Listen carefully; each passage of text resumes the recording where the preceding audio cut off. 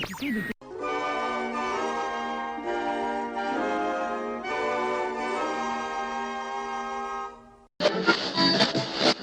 listen to the land we all love. Nature's plan will shine above. Listen to the land, listen to the land. Hollywood, 1939. Amid the glitz and the glitter of a bustling young movie town at the height of its golden age, the Hollywood Tower Hotel was a star in its own right, a beacon for the show business elite. And now, ladies and gentlemen, while you are a captive audience, a display of tremendous tap dancing talent with the added cultural component of WDW Radio, your information station. Hello, everybody, and welcome to the WDW Radio Show, your Walt Disney World information station. I am your host, Lou Mangello, and this is show number 164 for the week of April 4th, 2010. It's time for another Top 10 list, as this week we once again count down the best of the best.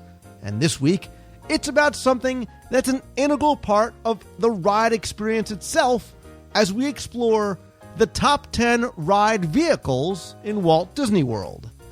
And while the Adventurers Club may be closed, the legacy, stories, and cast of characters didn't die with it. This week, we'll look and see how the legacy is being preserved and how you can be a part of it.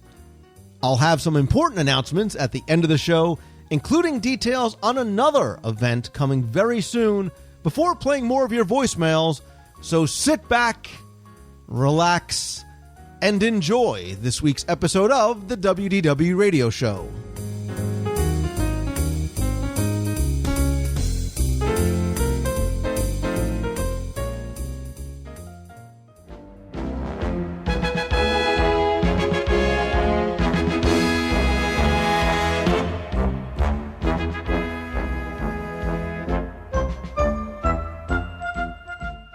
When we think about reasons why we're passionate about Walt Disney World, it could be anything from the intangible magic, the memories we create, the promise of joyous times with friends or family, or oftentimes just the simple pleasures of a trip aboard our favorite attractions.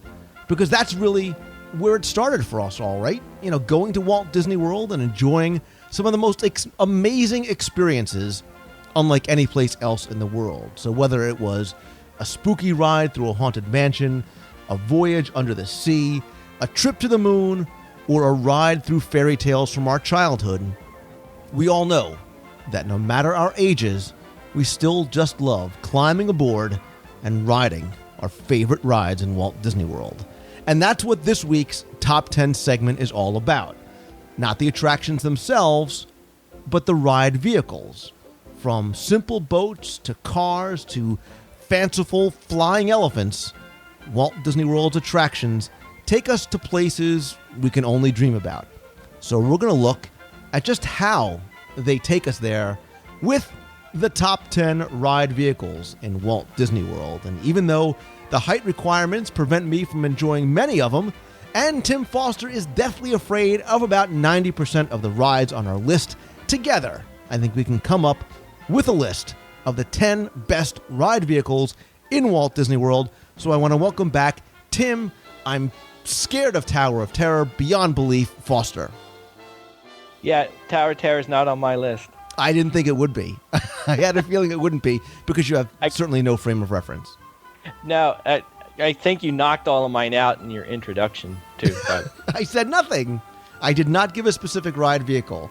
I just mentioned boats and cars and elephants, and chances are, yeah, that's probably all that you can handle. So, all right, listen, I want to I'm scared of Dumbo, too, so that's not on my list. I want to get two things out there right off the bat. Number one. Rules that I didn't know about? Correct. Before? Well, no, I'm going to get to the rules. But first, I am not going to talk about or involve food in this list best that I can. And I promise you, Tim Foster and listeners, that I shall not list every single ride in Walt Disney World on my honorable mention list. Just every one in the Magic Kingdom, right? Almost. And now here's the Okay. rules. All right. Now here's the rules that I didn't tell you about, but the rules that I abided by nonetheless. Okay. The first rule is that all of Can't the have a lap attractions. bar. No, they have to be current. They have- Come on. They have to be current. Although, on my honorable mention, I'm going to throw just one or two extinct attractions on there. And I. The way Wait, hold on. You can't make your rule and then break your rule. Well, no. There's not a my rule. list, and then there's the honorable mention list. All right, go ahead. But I'm telling you, I'm not going to mention everything. I promise. I Okay. literally have only 5 on my list, so hopefully Wow. you've chosen none. And I'm also going to say that, and I hope this isn't ruining it for you, because I had this on my list, I took it off. The monorail is not on my list because although You know, I didn't put mine on because I was very sure you were going to put it on. It was going to be those, stay with me here. It's not a stay with me. I think it deserves on the list because I think many people consider it to be an attraction, but I wanted it to be sort of in-park, true ride vehicles for Wait, quote-unquote so attractions. Magical Express bus doesn't count. No, and I know that's pretty much hold the on. limit of the Tim Foster speed on. threshold right there. I'm script. All right. Really. All right. Out. That one's out. There's 2 L's in small for Small World, just so you know. No, there's 3. There's one in the world. Okay. So, all right, let's see if I can really keep to my promises and to my rules. And Yeah. I'm going to go first because I know you're going to steal some of mine. Oh, shoot. And I You're don't going to want- steal I mine. I don't- know you're going to do it. Go I ahead. have a feeling. I have a feeling this is going to be maybe on your list and maybe number 1. Mm-hmm. But for so many reasons that I'll probably end up enumerating, the Doom Buggy has got to be on the list. We'll do this one together. It's All right, good. classic. It's a simple but brilliant Omnimover system, and although I call it simple, it actually is one of the most complex details, really, of the entire Haunted Mansion ride.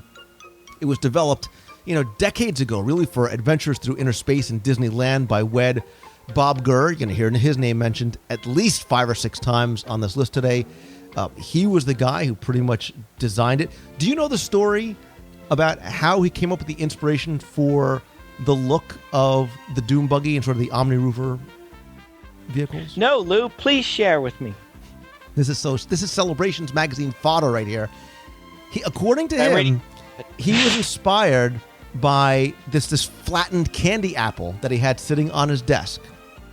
Get out. No, you get out. That's Really? listen. I don't make the news. I just report it. So Okay. But I think that the brilliant thing about the Doom Buggies and the Omnimover system is the fact that because it keeps guests not only at a specific distance from things, but because it turns and tilts, it directs the guest as to where they are supposed to look, as opposed to, Big Thunder Mountain Railroad, where you can look around. It's like a movie set, and they take you scene by scene and direct you where to look. They have, especially now after the refurbishment, they have the great ambient audio right in the vehicle. So I think without question, Doom Buggy first on the list. I like speaking of pointing you in the right direction, so you get so it's like a movie type of experience. My favorite is as you're passing the clock, and you turn, assuming it all times out right. You turn just as the shadow of the hand goes across it, and you turn away. That's why I always tell people to look for that, because I think that how you time that out every time, and how your Doom Buggy turns at just the right time. That's like the perfect example of how that works. All right, so here's your on-the-spot question. Favorite scene in the God. Haunted Mansion? What? Favorite scene in the Haunted Mansion? Oh, boy. Well, we all know about our mutual affinity for Little Leota, so I'll leave that one out. Didn't we have a show about this before? Probably, but it was years ago. Nobody's going to remember. Boy, the ballroom scene. How can you go wrong with that? All right, so that so the Doom Buggy, I just knocked one off your list. Well, we're sharing this one because that was on my list. The other thing I like about the Doom Buggy is the name. That's the coolest name That's my vote for the coolest attraction vehicle name in all of Walt Disney World. I like And that. I don't know, like maybe that. it started the tradition of some of them having names. Your honey pots and some other ones that are coming up on my list. And the other thing I really like about the Dune Buggy is how the shell totally encompasses you, and when you get in, you're like enveloped in this big black spooky mass. But speaking of being pointed in the right direction, something, I don't know if it's fun, it kind of spoils the fun sometimes, is if you do try and look in the wrong direction sometimes, which is hard to do in the Dune Buggy because it surrounds you. But if you've ridden the Haunted Mansion well over 1,000 times, it's fun to do that once in a while just to see the things you weren't really supposed to look at, like the other side of the gravestones and stuff as you're going through the graveyard. But Or your friends in the vehicle but if you behind haven't done that, don't do it. You'll ruin it. So just look straight ahead like you're supposed to. All right, so since we shared that one and I went first, what is number 2 on your list? Well, I'm going to go. This is actually the first one on my list. It's not the most glamorous ride vehicle. It's already a go with me here. No, it's not a go with me here because I hope you'll wholeheartely agree with me. But it has its charm in other areas outside of it looking cool or anything like that. And it's the TTA, and I will still call it the TTA no matter what. Again, it's not the glitziest ride vehicle around, but very unique, obviously, in the way it works and the way it transports you around. Wait a second. You said, I'm going to call it the TTA no matter what anybody says. It's currently called the TTA. Do you really want to call it the Wedway People Mover? You keep calling it. I talk about it like you're correcting me, and I'm still calling it the TTA or the Wedway or the People Mover or whatever you want to call it. It's the TTA to me. And I still like the old spiel. So, did they change that yet? Back to what Tim Foster likes? No, they haven't. Yeah, back to what Tim Foster likes? No, they haven't. It is. My letter got ignored again? It has. Obviously, once, we talked about this. Once Space Mountain opened, they changed and they added the narration there. But it is not, and I think it's okay, but you're right. There was something very comforting about that old narration. I know. Well, I'll give it a chance. It's you're used to the way things are. But, you got to like the TTA. Me and my family, when we ride it, we love just being able to spread out. There's always the fight for who gets to ride backwards this time. It's never me because I'll get car sick's not the appropriate word, but you know what I mean. I especially like it when the line's not long, as it pretty much always is, and you time it out just right. So you not only always get your car to yourself, you get the whole train to yourself as you zip out of the station. And that's pretty cool as you're riding around, and you're the only one going through they're going through Space Mountain and all that kind of and all the other attractions, all the other places you visit. And if you get the front car too, you get the front. Yeah, and then it's weird too. I mean, I'm sure there's a trick, and I'm sure if there is, you'll tell us about. As they're in the station, knowing which one is which, I'm able to figure out by just looking at them before they peel out, whether you're in the front, the middle, or the back, or what have you. But to me, when I do figure out, hey, I'm in the front, that's pretty cool too. So is there a trick to that? Can you tell that you know of, or is it you just get what you get? You just get what you get. Don't hold up the line of people behind you. A little sticker on the front or something. I'm sure if there's nobody in line, if you catch it on one of those slow days and you ask a cast member, they'll hold off letting you load until you get the front. Oh yeah. Especially if you want to take some great pictures too. Well, I also start with this when there's nobody in line. You start walking real slow up the ramp, so there's no one behind you. And of course, when you're pulling in the station, you do assuming there's nobody there, and you'd like to do it again. You give the old spin the finger around and one more time, and away you go. The Universal, I want to ride again. Universal, I'd like to go again. Yeah, and if it's easy, you'll get the Universal. Get out of here because we got to load up the next one. But I agree not with a big you. problem usually on the TTA, which is nice. So. Yeah, it's odd when you see the long line for the TTA and wondering. I've seen it once in a while, but holidays, obviously, summertime, you might see it every now and then. But We're not talking about the ride itself, but certainly That's true. The ride vehicle, elegant, simple. It doesn't need to be flashy with screens and 3D effects. It's just a conveyance, but it's the technology behind it with the linear induction. I think that too. Very unique. Right, and then just so you know, there are things I put on my list. One, because of the experience, and or two, because of the technology. I think this is one that certainly qualifies for both, because of both the experience that you get with the ride and the technology that they used. Did you know that there was actually supposed to be another Wedway People Mover system used in another Walt Disney World theme park? Epcot. Where? World Showcase. You know, you're close, but completely wrong, because it's actually Future supposed World. to be. Oh, bravo! It was going to be on the second level of Communicore, which is now Interventions, and if you look, you'll see how high the buildings are, and there was actually supposed to be a second level up there where there was going to be a Wedway People Mover system. No way. Cool. Hey, but in the city Epcot, there's supposed to be monorails and people movers and moving sidewalks and all that. Someday. I still want. Someday, my friend. You know, being near Philadelphia, I wish they would do that there, but Maybe all not I in got Philadelphia. But. train. Smelly cat. All right, let's move along to what I believe is the second on my list. Again, for both reasons, but again, from a technology perspective, Toy Story Midway Mania's vehicles. Technological marvel. It spins, it's interactive, you've got the screens to monitor your progress. There's what I like too is if you look in the queue, there's a separate entrance and access area for wheelchair people. They're specially modified vehicles, so you can get in there if you have wheelchair access. You can transfer into the vehicles, specially designed for people so that everybody gets a chance to ride, which I think is great.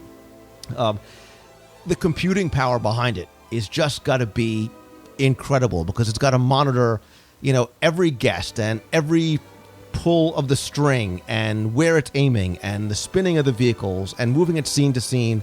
I know there's like 150 computers working simultaneously to make that happen. Again, very, very impressive.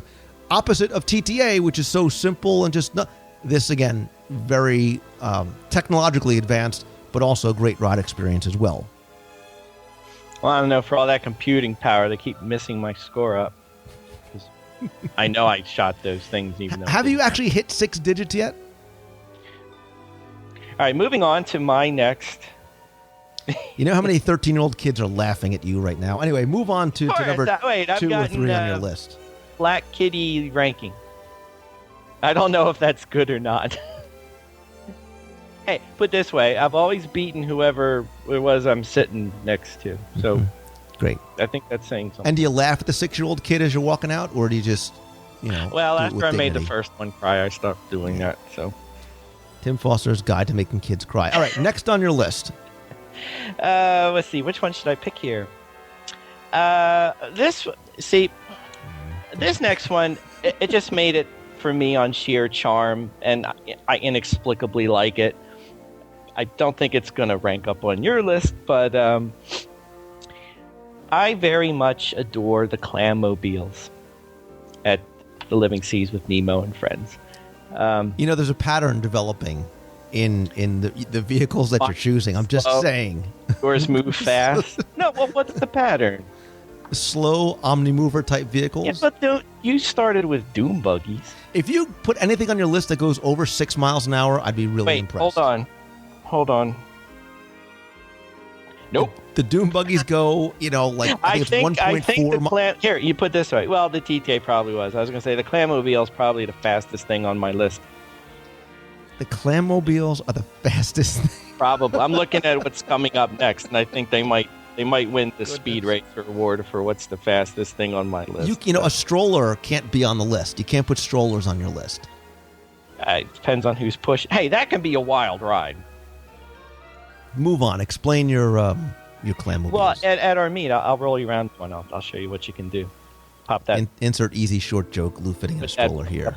Wheels, you'll see how I'll make somebody cry. So, no, I the Claymobiles to me, I don't know what to say about them. They're charming to me. I like them. I think they fit so well with the the whole experience of Nemo and friends and the underwater world you experience. Again, I do like that ride system where you're riding sideways, and it's sort of like the Omni Mover in that you're pointed in the right direction and the scenes unfold in front of you like a movie. Not to the extent where they're actually turning you around or anything like that, but it's still neat to experience a ride that way. And it's nice because there's not a bad seat in the house, so no matter where you are, you got a front row seat no matter where you're sitting. So I always like that. Sort of like the Omni Mover? How about exactly like the Omni Mover? Anyway. Well, but they they don't spin. You're following a track and going straight, so... The Haunted Mansion is probably a stretch for you. When you tilt backwards and fall out of the attic, that's a little spooky for you, isn't it? That's kind of the threshold of the limit of your fear factor. Well, you can't prove that was me whimpering and crying in there because it's dark. No matter what you do. So. Okay, so No, I can handle the Haunted Mansion, crying out loud. The slow pink Clammobiles are next on your... The slow pink Clammobiles... Where you can go Nobody's judging. Nobody's judging. I'm just saying. Let me ask you this. Do you remember and did you like the old sea cabs at the Living Seas? Yes. Better or worse? I sound like I'm at the Eye Doctor. Better this way? Or better sea cabs? Better Clammobiles? Left. No, I think I'm one of the... I think people... I think this is the one attraction where people get divided on. I like them... I like them both, but I do very much like the new attraction. I miss the movie in the old one more than anything, but... Come on, give me a little deluge. And it rained. I like that. And it rained. It rained. And see, that's what I miss the deluge. most. The fish part, All right. I'm easily amused that way. You put some cartoons in front of me, and I'm a happy camper. So. The polar opposite of the slow-moving... calm pink Clammobiles. I know I'm going to have nothing clearly to contribute. One not on your list. Tim Foster, I will at some point in the future get you to ride with me aboard the Twilight Zone Tower of Terror. Oh God! It's an elevator. It's a ride car. It moves vertically, horizontally. It's pushed up. It's pulled down. Incredible technological piece of ride vehicle imagineering. We've talked about it before, and when we do a full segment, I can talk about the technology of the Tower of Terror elevators and the torque and the pull and what it's on. You've got, Tim, we've got to get you on the Tower of Terror. I've been on the Tower of Terror twice, as a matter of fact. Without screaming. I'm allowed to scream. It says so. You can hear them. Seriously. Forgetting the fear factor of the falls and the random drop sequence and things like that, because it goes to the ride itself. But the fact that this vehicle sort of moves around and then moves into the cage, into the elevator shaft, and is pushed up and is pulled down. Phenomenal. Yeah, absolutely phenomenal. Faster than gravity. See? Accelerates 15 times the speed of a normal elevator. No way. See? The only person I would have a tougher time getting on this ride, other than you, would be my mother. I tell you, to this day, I've got a Tower of Terror Fast Pass unused in my wallet. But that was because I rode the Rock and Roller Coaster right before there, and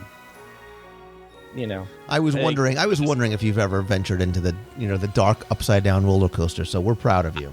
I've 2 times, and I wasn't so horrified. My wife loves it. I was going to ask you if she gets wet on the Tower of Terror. But I had, you know what? It's funny. I had a dream. Let me sit back. See, the Tower of Terror is a phenomenal attraction, as we all know. And the one regret to me, and others of my ilk, is that it is so well made. Did you just say others of my ilk? Yes. That others of like mind and disposition.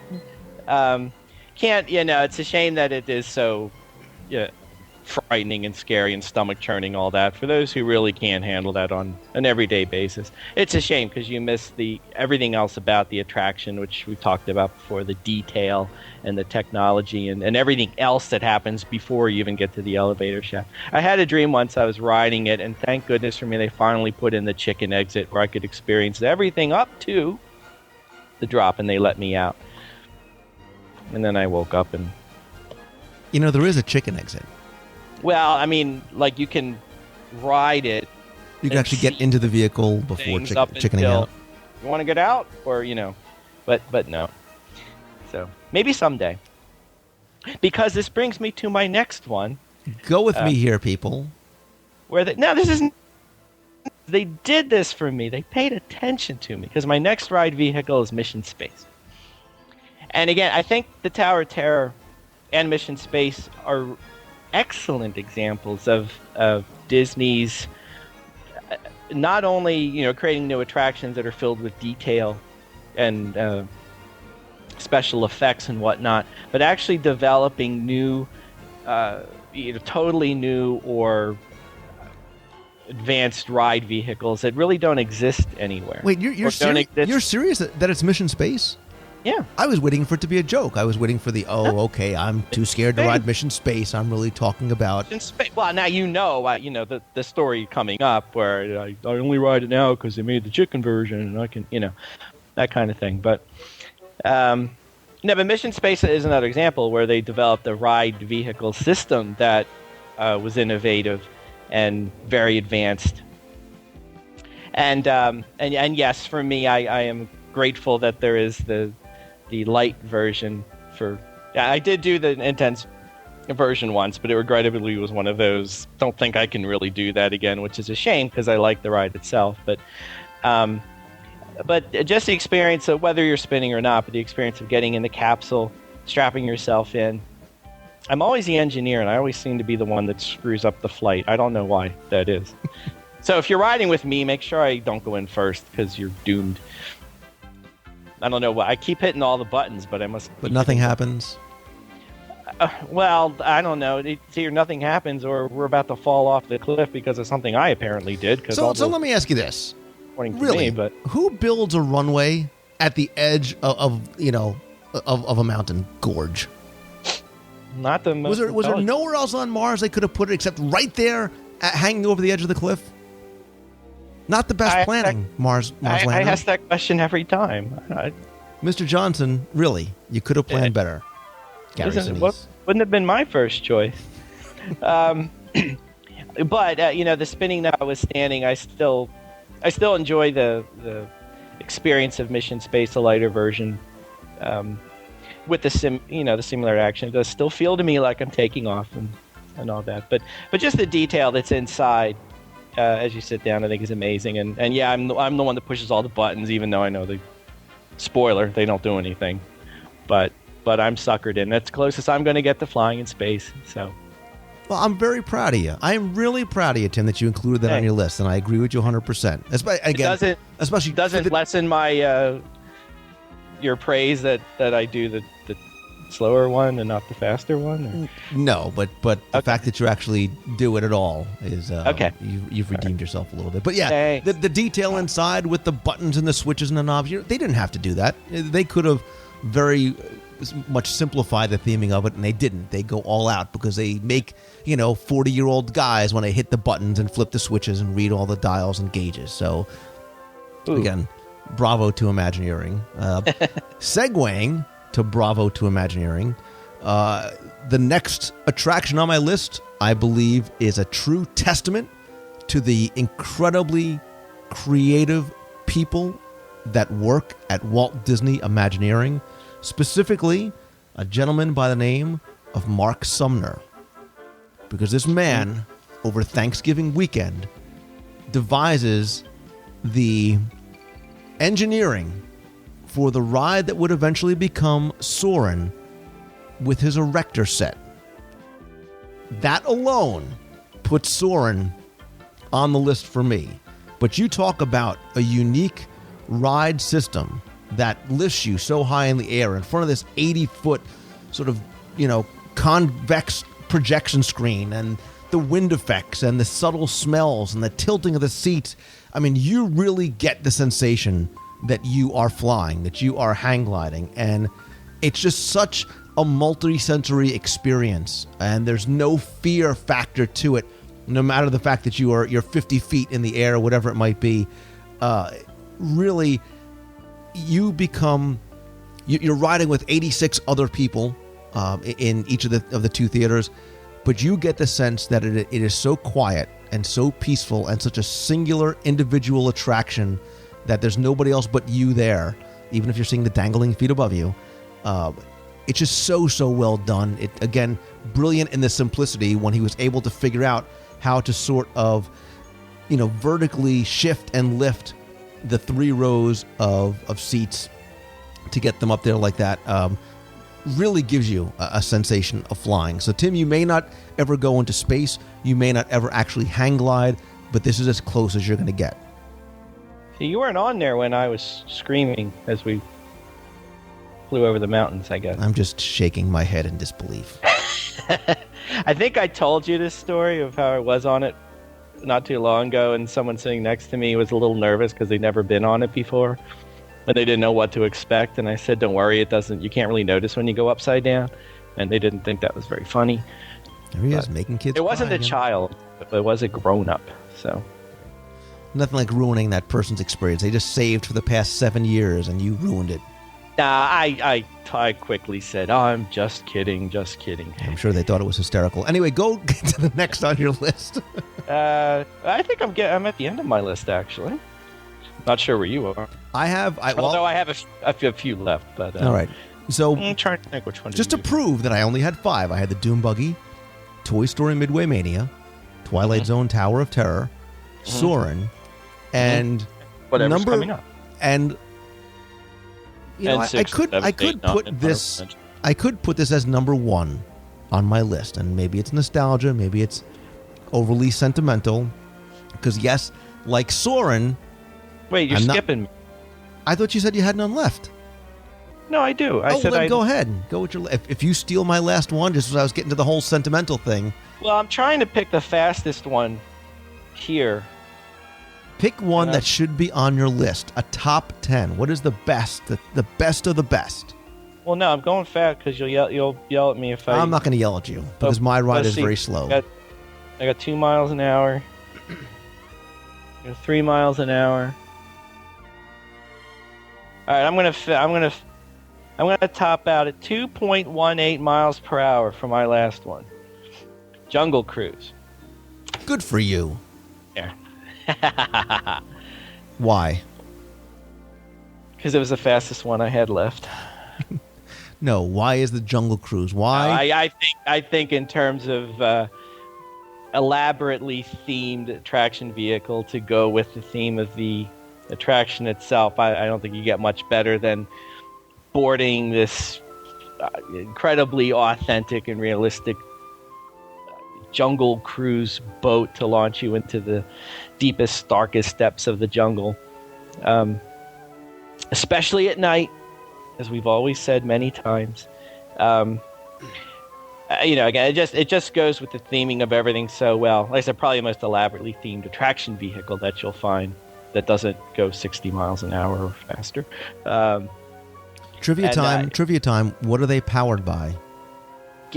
Diesel fuel, squirrels, steam. One of them? Did I get that right? Anything? Diesel fuel and squirrels, you said. Close.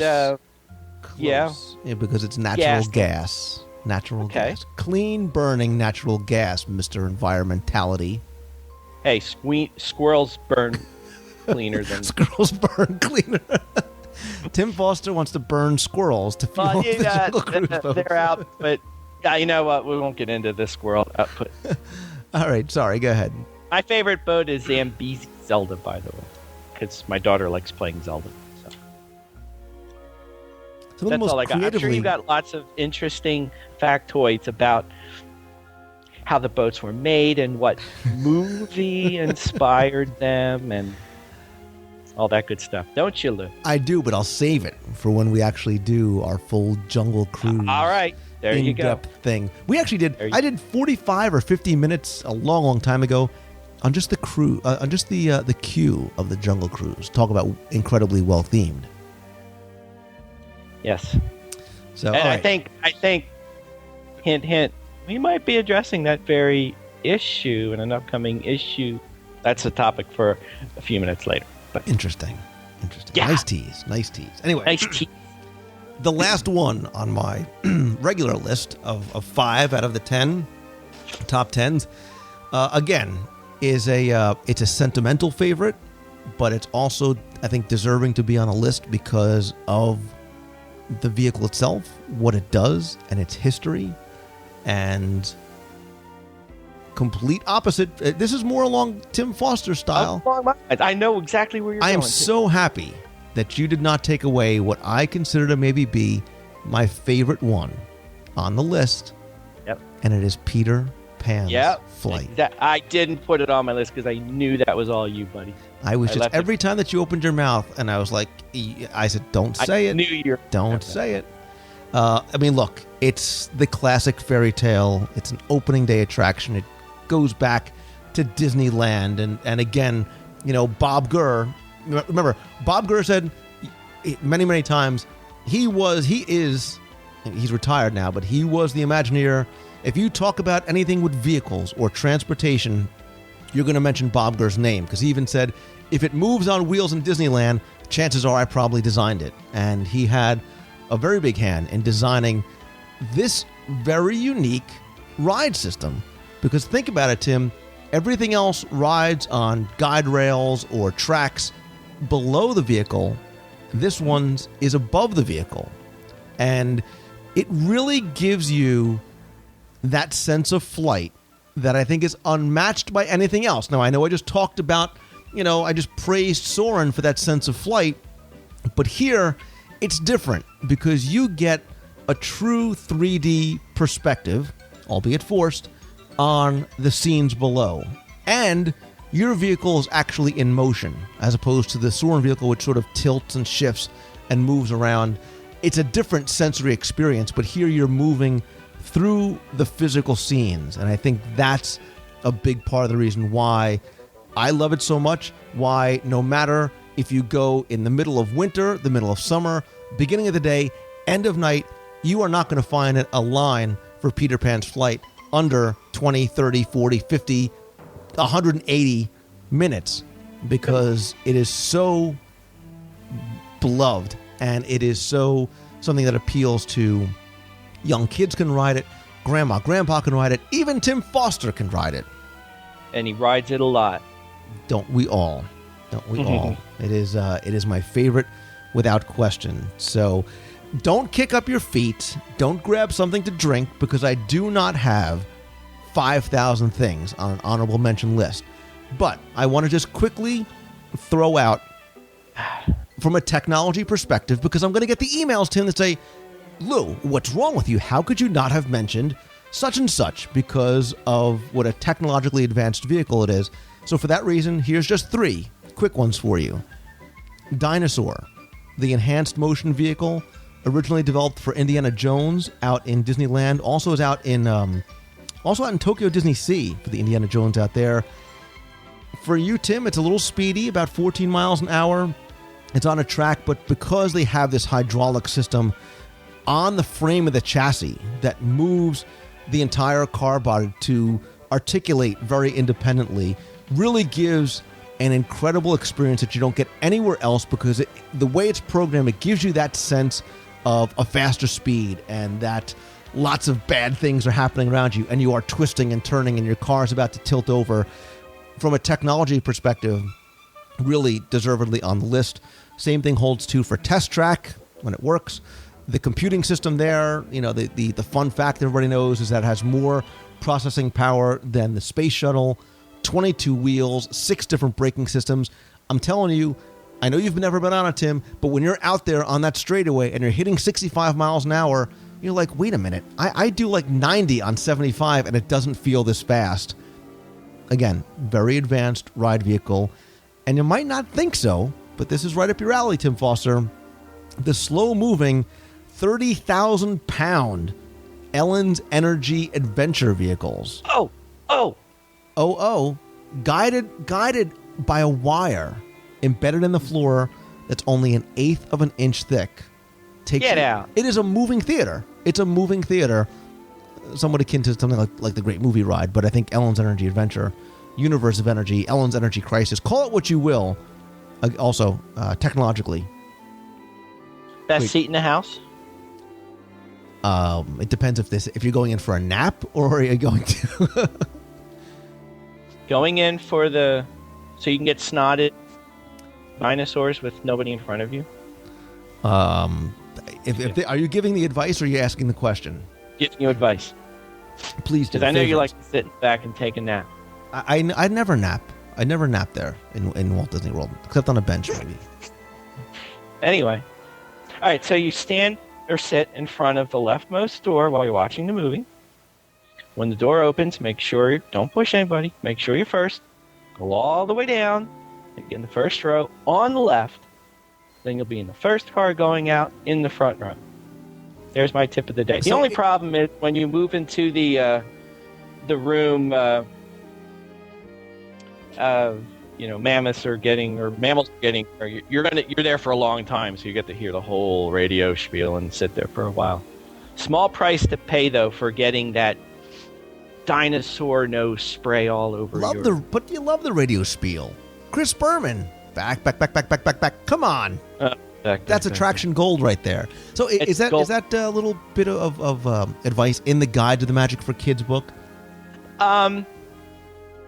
Sure. Oh, I don't know. All right, so I promise I wasn't going to mention anything, but you complained for some reason. What? You complained when I said we couldn't have anything that was an extinct attraction on the list.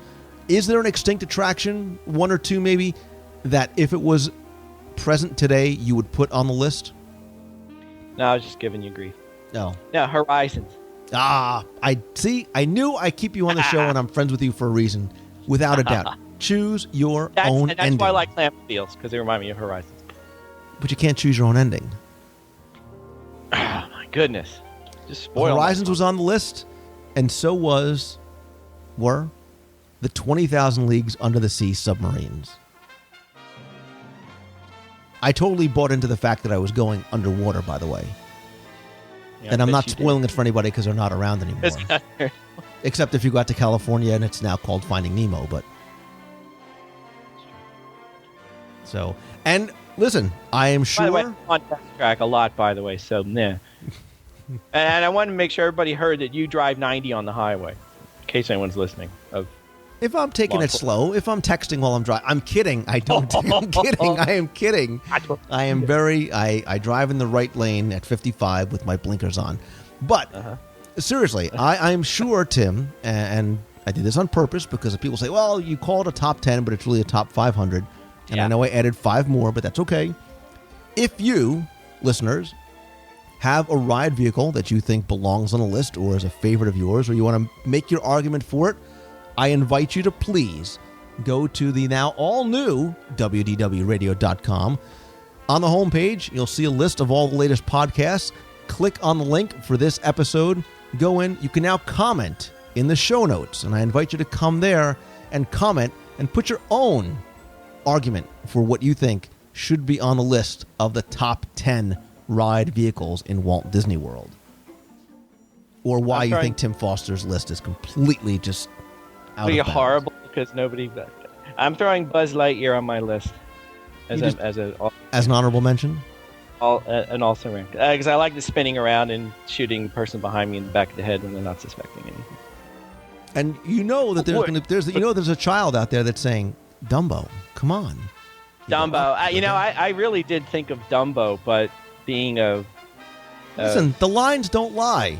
Take a look, man. For a 30-second attraction that has some of the longest lines in the park.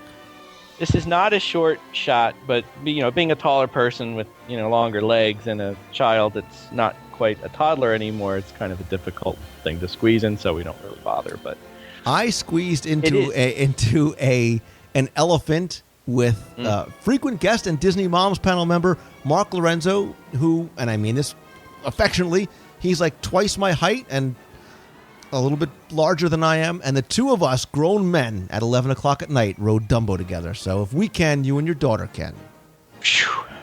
Right, well, it was a moment. It was a very moving moment.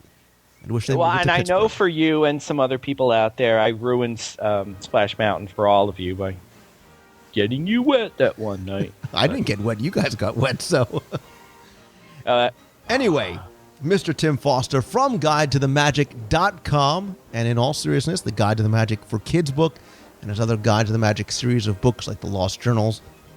Great companions to take with you to the parks, especially the Guide to the Magic for Kids book.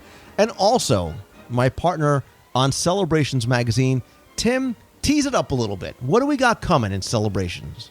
Ooh, well, hitting the mail any minute now and arriving in mailboxes in, probably a couple of weeks or so. Our 10th issue is coming out. We have features on Walt Disney World Railroad, Maharaja Jungle Trek, play areas of Walt Disney World, a subject near and dear to my heart, and some other goodies. You'll just have to wait and see. But great article on Davy Crockett, especially with the recent passing of Fess Parker. And lots of other goodies. And we're already working on issue 11. Yeah, we're already starting issue 11 and 12 and 13. So. Excellent. And for more information, to subscribe, to get back issues, visit celebrationspress.com. Tim, my friend, I look forward to seeing you again at the next Celebrations meet in Walt Disney World. And, of course, on our next Top 10 with Tim Bananas Foster here on the WDW radio show.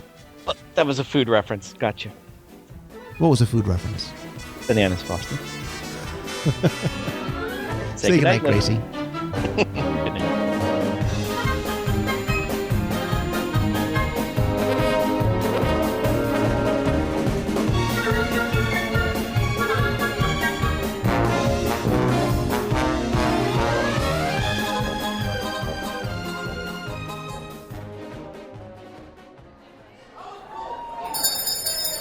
Ladies and gentlemen, announcing a new member induction ceremony in which we invite all of you to become members of the Adventurers Club. An honor which is offered to you, Her Excellency. No talk!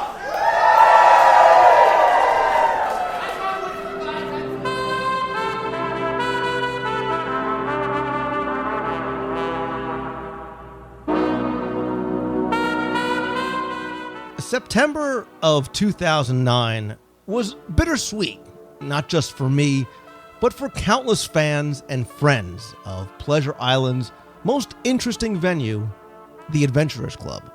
And it was bittersweet because while we had been given notice earlier in the year that the club would be closing, and for good, I was able to arrange a once-in-a-lifetime opportunity because we were able to secure renting out the Adventurers Club on one of its final days in existence for a private party and dinner and show for listeners and readers of WDW Radio. So on September 24th, just 2 days before the doors would close for good, friends, old and new, from literally around the world, gathered for what was a night that really went beyond all of my expectations. It was filled with fun and food and laughter and memories that still, I think, make many of us who were there smile. And of course, there was the regular cast of characters, both from the club and from the show, and of course, many surprises along the way. So we held our event on Thursday night, with only 2 other events taking place before the club closed forever. On Saturday night, the very last evening the club was open, Disney executives said their final farewell to the cast and to the venue. But on Friday night, another group had a private party very similar to ours and known as Congaloosh, not Congaloosh, the drink. It was founded by fellow Adventurers Club fan and fellow attorney, I might add, Robert Croskery.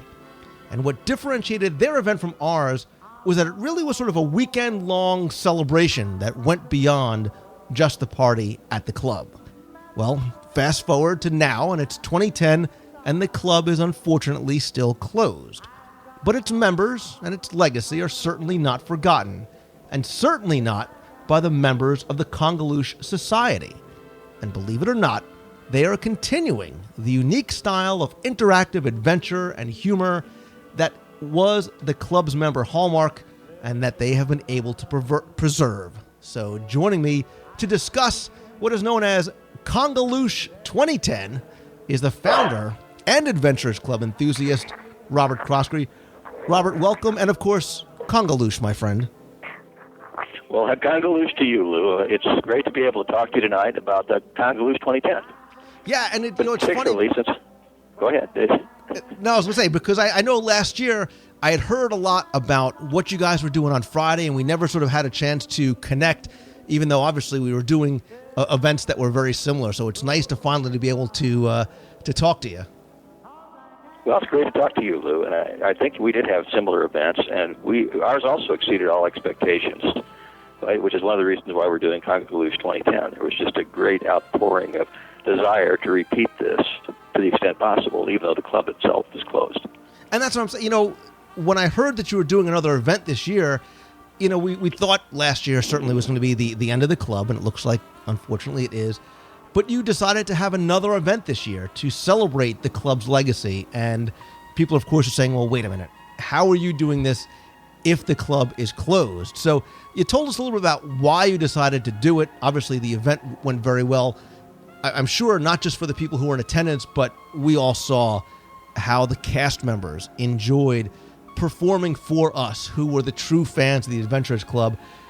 Tell us what you're looking to do this year and how it's going to be a little bit different and how it really is a weekend-long series of events. Because, and I'll tell you, as I saw the itinerary, Friday night is is good enough for me. So let's kind of start with Friday, and we can work our way through the weekend.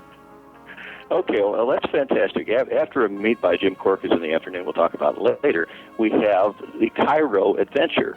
And essentially what this is, it's at the Indiana Jones, which has a fairly strong connection to the Adventurers Club theme for those that have been there before. But at the Cairo Adventure, there will be a brand new show that is premiered by the permanent members of the Adventurers Club, the same cast of characters, the same zany and funny actors that all of us know and love, will be performing a show for the first time. And they're putting a lot of effort into writing it, researching it, rehearsing it, and it will be spectacular, I have no doubt. So, and the only reason that we're... Go ahead. I was going to say, I want to stop there for a second because, first of all, you just blew past Jim Corcus' name, and we'll get to him because that's worth the price of admission right there. But this dinner, and it's not just a show, but it's a private dinner. After Disney's Hollywood Studios is closed, you're renting out the entire Indiana Jones adventure. And now I've heard of other events there that are amazing, and I'm not going to spoil it for everybody.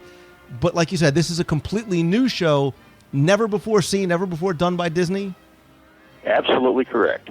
And what really pushed us over the edge to doing this, we explored whether or not the characters would die with the Adventurers Club, because that was a real possibility, that we might never see the same zany characters that all have this great chemistry they built up over 20 years together again. But Disney, God bless them, decided that they would, in fact, bring back all these characters. And they still appear occasionally, one or two at a time, for special events. But this will be the first time that I know of when all the 8 permanent members of the Adventurers Club are scheduled to appear at the same time on the same stage together with a new show. That's real. Forget about the fact that you're having dinner at Indiana Jones, but knowing that these, not just the cast members, but that they're coming back as the characters from the Adventurers Club is really, really exciting. And the dinner is not just a quick in and out thing. You actually have the venue from 8 p.m. until midnight, correct? That is correct. And not only that, we have a fabulous cabaret singer. Andy Canny will be giving us some great song routines, at least. And she was a permanent member of the Adventurers Club for many years. So she'll have some inside things to sing to us about. And we're looking forward to that as well. Yeah, definitely. Again, without spoiling it too much, definitely going to be a very interactive type of experience. And that's why we love the Adventurers Club and the characters, because it's interactive theater. Disney is wonderful, but it's at its very best when it takes its real talented people, like in the Comedy Warehouse or the Adventurers Club, and lets them have interplay with the audience. It's a combination of extemporaneous improv and also dealing with themes, variations on a theme. And so you sort of, in passing, mentioned Jim somebody. I mean, because the dinner is the second event of the day. Tell us about this Jim Korkis character and what he's going to be doing earlier in the day. And, of course, I say that with ultimate sarcasm. I think you know Jim Korkis very, very well. Jim is a fabulous Disney historian. In fact, that was his job for many years. And he not only does he know about the Adventurers Club, he knows just about everything about Disney. He knows the people. He knows how things happen. He can pick up the phone and find out any question he wants almost instantly if he doesn't have it in his encyclopedia-like memory. The other thing about Jim is he was a professional magician at one time, or at least a member of the Society of American Magicians, and I can do some great magic tricks. I don't know if he'll do any at his meet, but he's going to do a meet for us at the Great Movie Ride. And that will be early in the afternoon, around 2 o'clock, to give people a chance to show up early on Friday. And as that meet kicks off, he will describe for us the entire history of the Great Movie Ride. Then we have a very special surprise in store when we do the ride. That's about all I can say about it. I love the tease, because I don't even know what you're talking about. So I think that's really cool. But again, I mean, literally, for those who have heard Jim Korkis on the show or have ever had the chance to meet him or hear him speak or do a presentation, that alone really is worth the price of admission. To be able to spend time with him taking you through an attraction like that, it's just spectacular. I mean, so Friday's certainly shaping up to be an incredible start to really a full sort of calendar you have over the weekend. Tell us a little bit about what Saturday is going to entail. Well, Saturday is an exciting day. First of all, we have some character named Lou something, Lou Mangello. That's it. Who'll be leading us off in a meet at the Jungle Cruise, and we'll get together somewhere around 9:30 in the morning on Saturday. Give people a chance to sleep in a little bit if they want, but then they have to get all the way to the Magic Kingdom, and somewhere around 10:30. We will take Jungle Cruise rides, and they'll be with just adventurers in the convention. They will be very, very. There should be some surprises involved in those rides as well, and that's about all I can say. Yeah, and what I'm looking to do is sort of, and look, I can't live up to the Jim Korkis standard, but I will do my best. I will endeavor to do my best Jim Korkis impression as I take people through some of the history and some of the details and some of the fun facts throughout the Jungle Cruise, including its connection to the Adventurers Club. Absolutely. Don't forget that special connection to the Adventurers Club. And following our what I'm sure is going to be a very interesting ride aboard the Jungle Cruise, what does the rest of the day look like? Well, the rest of the day, we'll give people a chance to get together at downtown Disney a little bit later on and have a sandwich at the Earl Sandwich or somewhere in one of those restaurants. But then, from 2 to 5 p.m., there are two things that are going on. One of them is a trade show, and there will be great tables that have all sorts of interesting Disney memorabilia, artifacts, and so forth at our convention hotel. And by the way, all the details of this are on the website, which is www.congaloosh.org. Just think conga, like a conga line, C-O-N-G-A-A, and then loosh, L-O-O-S-H. And remember, it's www.congaloosh.org. But as I was saying, 2 to 5 p.m. is a trade show. But also, we're going to be having about an hour of what's called Adventure Yoki, which is just some adventurous songs that are done karaoke style for anybody who wants to have some fun and sing some songs over in the main banquet hall. Let me be clear about that, Robert. I'm not singing. Just let me get that out there. That's all right. You're welcome to sing. Remember, with karaoke, the worse it is, the better it is in many ways. So you don't have to be a professional, but anyone that wants to do it is welcome to. It'll just be songs that are favorites from the Adventurers Club. And then we'll start getting ready for the Grand Adventurers Club party. Now, here is where tribes start to come in. And you'll find more about this on the website. But, for example, Lou, you'll have a tribe, I understand. I can't remember the name right now. It's the Explorers, isn't it? We are the WDW Radio Explorers. All right. Well, the way this works is when somebody wants to go to the convention, they'll log on to the site, congaloosh.org, and they will indicate what tribe they're a member of. and they'll have a drop-down menu that lets them pick your tribe. For example, if someone wants to be part of your Explorer tribe. And then there will also be some internal things that go by tribe. For example, some seating. You could do skits from your tribe if you'd like. There's going to be a prize for the best banner. And we're also going to be showing some videos. We're giving everybody from tribes a chance if they want to put together a 3-minute funny video to help entertain the crowd. And then there's also the banquet that later on that night. There is a banquet. It'll be at the convention hotel at the Royal Plaza Hotel. And by the way, we have the best rate. It's guaranteed that we'll have the best rate there at the Royal Plaza Hotel. And they're waiving the resort fee, and it's roughly $99 a night, I think, right now. And that's where the trade show is also going to take place as well, right? Exactly. That's where the trade show will be. That's where the adventure yoki will be, and that is where the banquet will be. Now, the food is it'll be okay food, but 2 superb things are going to happen that night. One, Jim Korkis is coming back with a special expanded presentation that he assures me has even more delightful details in it than the one he gave last year.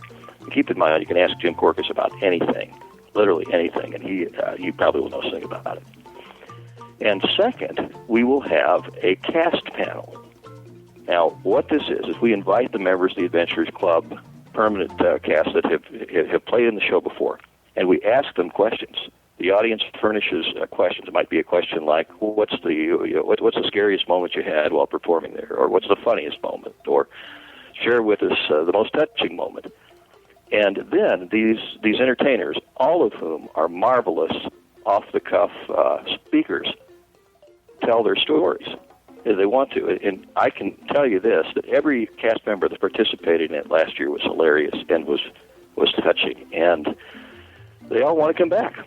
What I have heard from each one I've talked to is, assuming my schedule permits, I want to be there. And I've also heard from several other cast members that were not able to make it last year that would like to participate.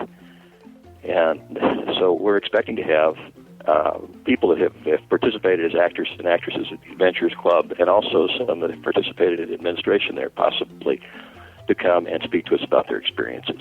And I will tell you, and I haven't told you this before, I ran into one of the premier, first-line cast member characters from the Adventurers Club a couple of months ago. She came up to me and she asked me if I was coming to Congaloosh this year, because I hadn't actually spoken to you as yet. I will tell you, they are very, very excited about the opportunity to come back, talk with and field questions, and certainly do the show on Friday. So this is something they are very much looking forward to as well. Well, I can tell you secretly, when we did Congaloosh 2009, I never thought there was going to be a 2010, but when we did 2009, that last show for the public, semi-public show, was so much in demand that about a dozen of past Adventurers Club actors, actresses, and people with connections to the club came and watched in the back of the show. Yeah, they made a special trip to see it. I'm very much looking forward to both nights, and again, to get to see Jim Korkis again. And I've spoken to Jim. Jim's been on the show. He's talked about the Adventurers Club. He's written about an amazing article telling some of the stories behind the stories of the Adventurers Club for Celebrations magazine. He has assured me, excuse me, that he's going to tell stories and reveal details that you've never ever heard before. And I take Jim at his word. I think you couldn't have a better person to do a talk about the Adventurers Club than Jim Korkis. He's done his homework. He's a big fan of the club, and he knows how to tell a tale.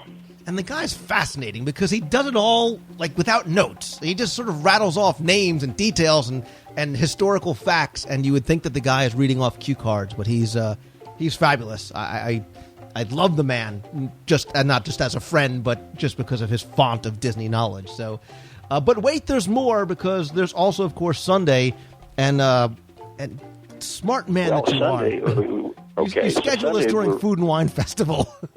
Exactly. We scheduled Congaloosh during Food and Wine Festival this year. We pushed it back 2 weekends. Instead of doing it on the exact anniversary, which was the end of September, we thought that some of the people that were coming to the convention might like a chance to attend the Food and Wine Festival.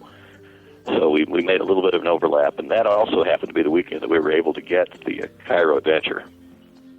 So it starts October 8th, 9th, and 10th. And Lou, we're really looking forward to having you there as a co-host, because I think you will just be a spectacular addition to what was a great convention last year.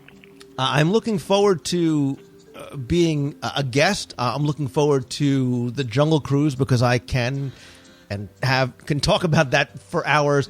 And even on Sunday, it's not just food and wine. We've been talking about maybe having some kind of a breakfast meat, maybe some other meats in the park. Had an idea for maybe doing a second meet on Sunday, maybe something in World Showcase, possibly maybe on a pavilion that never was, maybe someplace that an adventurer might travel to. So we'll reveal more details about Sunday as we start to get closer. We're looking forward to that, Lou. We really are. It's going to be a spectacular convention. You'll be a great part of it. And the website is important, of course, www.congaloosh.org. You use your Visa card or your PayPal to make a registration. It's $250 for the convention, and to get the Cairo Adventure, the banquet at the hotel on Saturday night, and all the great fellowship, it's a great bargain. And of course, there's always a few surprises, maybe a couple of goodies here and there.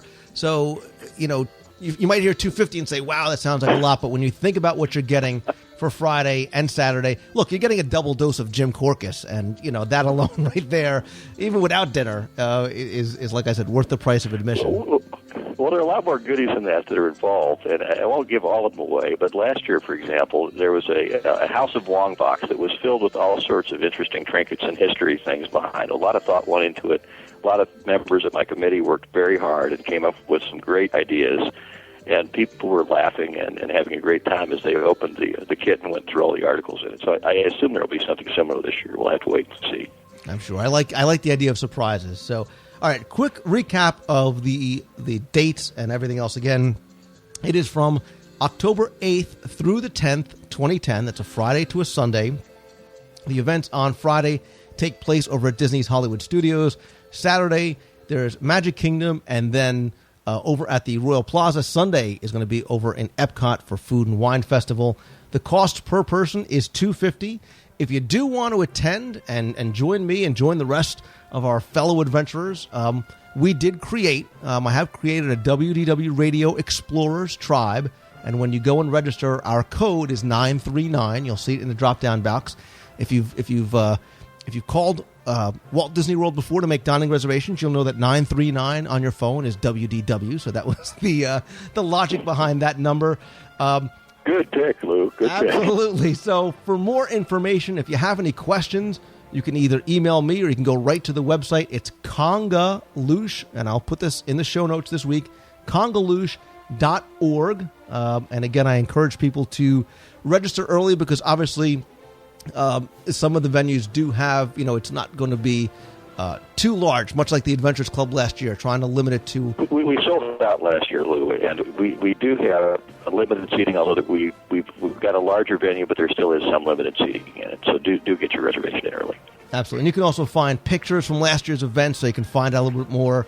And again, it's really shaping up to be a really fun, interesting, spectacular event. If you're an Adventurers Club fan, if you're a Jim Korkis fan, or even if you just want a special dinner in a unique venue for a show that has never before been put on by Disney with the Adventurers Club characters, Congaloosh 2010, really, really looking forward. So, Robert Crosstry, I want to thank you for coming on, talking to me a little bit more about the event, sharing it with us. I am looking forward, and I'm honored to be a registered guest and a participant in Congaloosh 2010. Well, it's a great pleasure to have you on board, Lou, and we're looking forward to what you do for us, and it's going to be another great convention. Glad you're going to be part of it. I was tempted to sing the Adventurers Club theme, but I just can't do it.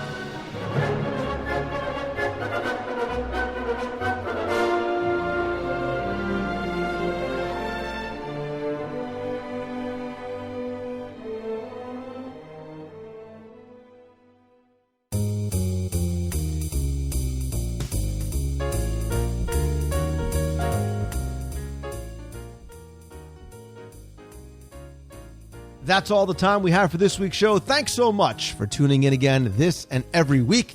If you're listening on Sunday, I hope that you're having or you had a very happy Easter, or at the very least, hope you're having a great day or night.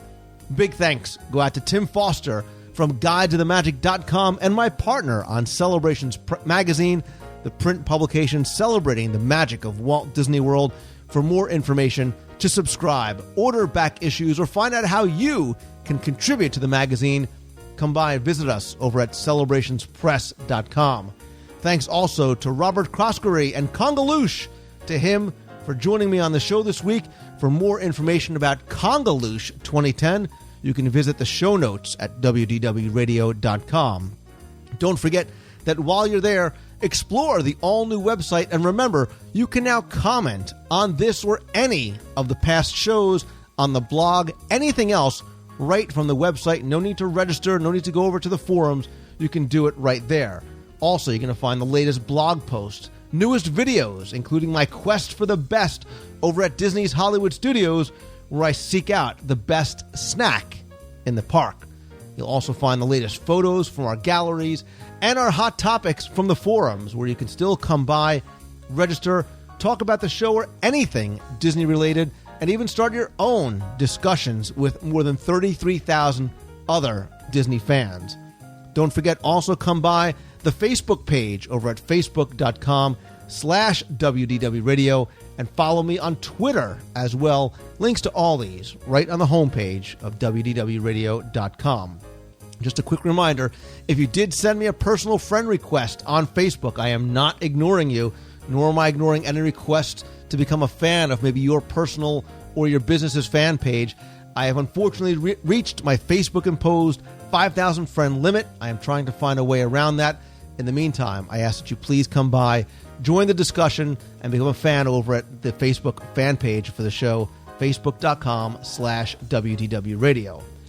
Now, I've been teasing about some things yet to come, and while I'm still getting ready to reveal, and I'm not going to give too much away, I did announce, for those that joined me on WDW Radio Live this past Friday night, I did another video broadcast and live chat, something special coming up next month. On a previous live show, I did say, I guess in a sleep-deprived state during one of the marathon-length shows that probably went for more than 7 hours into the wee hours of the morning, that I could have gone longer, and someday I would even do a 24-hour show. Well, I'm a man of my word, and as they say in Festival of the Lion King, it is time. So, technically I guess starting on Saturday, May 22nd at 10 a.m., I will do a 24-hour-long video broadcast and chat ending at 10 a.m. Sunday, May 23rd. You guys can come by, watch, chat, be a part of the event by going to WDWRadioLive.com. But the best part is that I'm going to be doing this right from Walt Disney World. And not just from my room. I'm going to be in the parks, certainly eating along the way. Who else knows where I'm going to go, what I'm going to do? Since I'm going to be there, since it is Star Wars weekend, you might as well come by and join us for the meet of the month that Saturday in Disney's Hollywood Studios. We can enjoy Star Wars weekends, explore the parks. We'll be broadcasting the whole time, maybe hit an attraction. At this point, who knows? I'm still working on details, and I will reveal the schedule as we get closer to the event. So, if you are planning on being in Walt Disney World at that time, or now you have the excuse that you needed so you can come down, please come by, be a part of the fun and efforts to help keep me awake. Home base is going to be over at the Beach Club Resort, and I want to say huge thanks to Becky Mankin from Mouse Fan Travel, who has generously donated the room for the duration of the broadcast and when the paramedics come in to revive me sometime in the middle of the night. She's also arranged for you to come down. She has discounted rooms for the weekend in all categories of hotels. I'm going to put a link in this week's show notes to the discount rates available just for you, the listeners. And when I said that she generously donated, I certainly meant that, but it has a double meaning. Because when I said on the show that I would do this 24-hour live show, I knew this would be a great opportunity to raise money as part of the Dream Team project to benefit the Make-A-Wish Foundation of America in light of our new relationship directly with Make-A-Wish that I announced a couple of weeks ago.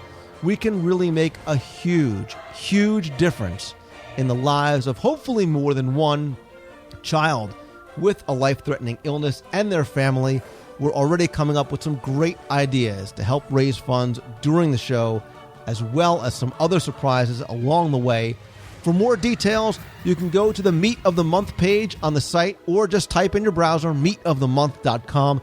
It'll take you right there. Again, stay tuned for more information, more details about the schedule as we start getting closer. But speaking of Meets of the Month, next week is April's Meet of the Month. It's going to be Saturday, April 10th at the Dawa Bar in Africa in Disney's Animal Kingdom. It's going to start at 1 p.m. Tim Foster, my partner on Celebrations and my guest on this week's Top 10 with Tim list, is going to be there as well. Come by, hang out, say hi. Great opportunity to get together, say hello, meet other listeners. We'll have some giveaways as well.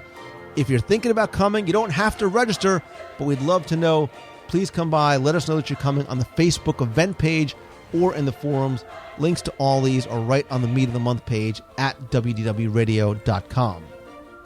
Upcoming events later on this year, of course, we talked about Congaloosh from April 8th to the 12th. That's going to be a great time. Hope that you can come down for that. Don't forget about the Pacific Northwest Mouse Meet. That's August 14th, 2010 in Linwood, Washington. That you can get more information there over at pnwmousemeet.com. A lot of people from the community are going to be there. They just announced Disney legend Bob Gurr is also going to be there, and I know there's a lot more surprises coming. Had a great time last year. Come by pnwmousemeet.com for more information. We are looking to put something together for Destination D in California at Disneyland from September 24th to 25th. Stay tuned for details for that. And of course, don't forget about the WDW Radio Cruise on the Disney Dream, February 27th, 2011. Wish it was 2010. Still working on getting ready to announce special events and gatherings and things we're going to do on and off the ship. Be sure and come by, check out the all-new cruise poster. More information to get a free, no-obligation quote, go to wdwradiocruise.com. Don't forget that I still want the show to be interactive, so of course you can email me anytime at lou@wdwradio.com with any questions you want answered on the show, or if you want to be heard on the air, call the toll-free voicemail line 888-703-2171. And don't forget, I also want you to come on the show and play Listener Factor Fiction. Email me with Listener Factor Fiction in the subject line. Send me your name and your phone number, because I'm going to randomly choose an email that I receive, call that person at some unspecified time, so you can play Listener Factor Fiction. I'm going to ask you 10 true or false trivia questions about Walt Disney World for a chance to win a lot of different prizes, depending on how many you get right. Played for the first time a few weeks ago, had a great time. Getting ready to make another phone call soon, so be sure you email me, lou@wdwradio.com. Put Listener Factor Fiction in the subject line, include your name, and the best number to reach you at. While you're on the site, don't forget to sign up for our free newsletter. Launched it a few weeks ago. Always has information, articles, links, also exclusive special offers and discounts only to newsletter subscribers. It's free. It's via email. Again, you'll find the sign-up page right on the homepage at www.radio.com. While you're there, don't forget you can still get signed copies of my Walt Disney World Trivia Books, Volume 1 and 2, and the audio guides to Walt Disney World, Main Street, Adventureland, and Fantasyland, working on Liberty Square now. If you buy all three, either available on CD or download, there's a 3-pack special with a big discount as well. Big thanks, as always, go out to my partners and sponsors, Mouse Fan Travel. Becky and her team is my official recommended travel provider for all your vacation planning needs. And All-Star Vacation Homes, if you're looking for a vacation home within 5 miles of Walt Disney World, you can go and visit allstarvacationhomes.com. And I'm sure I'm missing something, but most importantly, I want to thank you guys for taking the time and tuning in this week. And as always, if you like the show, all I ask is that you please help spread the word. Let others know about it. Tweet out if you're on Twitter that you're listening to the show. Share a link to it on Facebook. And please go by, review the show in iTunes. And of course, my friends, and you are my friends, whether we've met or not, I want to say thank you again. And remember, and I mean it, to always keep moving forward. Have a great, great week, everybody. Thanks again. See ya. Again, I just wanted to say that it was a nice surprise to hear my voicemail and then even Becky attempting to tackle my email question. I just wanted to give you an update if I could. We did end up using Mouse Fan Travel, and we worked with Susie mostly through email, and she was fantastic. She was able to do the research and tackle all the different scenarios we gave her, and we came up with the best option for us, and we did end up staying, my family, my mom, and my niece, at the Fort Wilderness cabins. The Murphy beds were comfortable. It was definitely quieter than the other moderates, with one exception. In the morning, we didn't realize how close we were to the Richard Petty driving experience, so we could hear the race cars, which is the only thing that kind of took away from the illusion that we were out in the campground. One other thing, if anybody else is interested in going out there, you can't get food, from what we could tell, between 2 and 4, because the buffeteria is not open, and we ended up going over to the Magic Kingdom early. We had hard tickets for the Mickey's Very Merry Christmas Party, and they ended up letting us in a little earlier than we anticipated, so we didn't have to use any of our park hoppers that day, which was nice. And also mousekeeping, that was fantastic with, keeping the place clean and putting little towel animals everywhere. It was a lot of fun, so I would highly recommend the Fort campground if you like that sort of thing. And we did end up switching resorts on our trip to Pop Century, and they not only transferred our luggage, but they did give us a ride over to Pop Century, and we thought it was really fun. It was quiet. It was smaller than the All-Stars, and we liked being able to wander around on our own and look at the unfinished early years. Our favorite rides are like the Haunted Mansion and the Tower of Terror, so we had a lot of fun just imagining if they were to refinish the early years as a creepy sort of hotel, how cool it would be to stay there. I just wanted to say thanks again for that, and Susie deserves a raise if you're listening, Becky, and thanks again, Lou. Bye. Hey Lou, it's Josh. I just wanted to call and say that, I know that it's been a long time since I've called, a couple of weeks at least, but in summer that's when I'm going to be making all my calls and everything, so I hope everything's going well with everybody. And I read this in Time Magazine, and I had no idea it happened on March 18th, but Fess Parker, which was Davy Crockett, and, for all of you that were alive during that period, you should all remember the coonskin caps and everything. So if he was Davy Crockett, it was Fess Parker. He passed away at the age of 85 on March 18th. And so I just thought I'd let everybody know that doesn't know that already. And remember, everybody, I said a couple weeks ago, it's May 14th to the 16th. It's Motor City Comic Con. It's going to be held at Rock Financial Show Place in Novi. It's MotorCityComicCon.com, and they're going to have a couple Disney guests. Tia Career from Lilo and Stitch, she's Nani, and Charles Fleischer from Who Framed Roger Rabbit, and a bunch of other cool guests. So guys, go ahead and check that out for anybody that's going to be in the area. And I guess that's about it for right now, Lou. I love the Quest for the Best, and I look forward to seeing more of those, and love listening to the shows. So I guess I'll talk to everybody later. And remember, if we can dream it, we can do it. See you guys. Hey, Lou. Ron from Birmingham, Alabama. I was just going through some of the older shows. Came upon show 34 that you did on September 30th of 2007, where you interviewed Ron Schneider, the live actor who played Dreamfinder and Figment in the park. I thought that was really an awesome interview that you did. I'm 27 currently. I remember very vividly conversing with him as a young child, and that was something that sticks in my memory to this day. And it was pretty cool to hear the actual actor who was doing that, the cast member who was doing that, speaking with you. Very cool interview. Just wanted to give that information to anybody else who is out there who has not listened to that, maybe people who just started listening recently. Show number 34. Definitely worth it. Thanks a lot, Lou. Great show. Hey, Lou. Tim in Swanee, Georgia.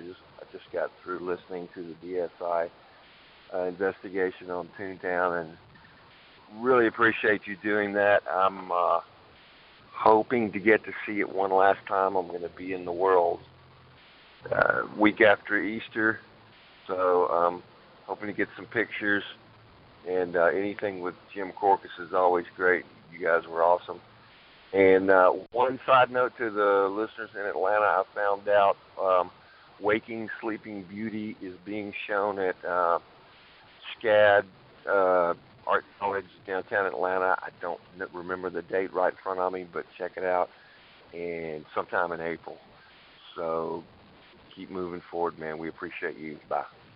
Hi, Lou. This is Lisa from Chicago, and we're down here in Disney World, and I'm a first-time caller. Just got an iPod and found your podcast and love it, and we're celebrating my daughter's 4th birthday. Say hi, Grace.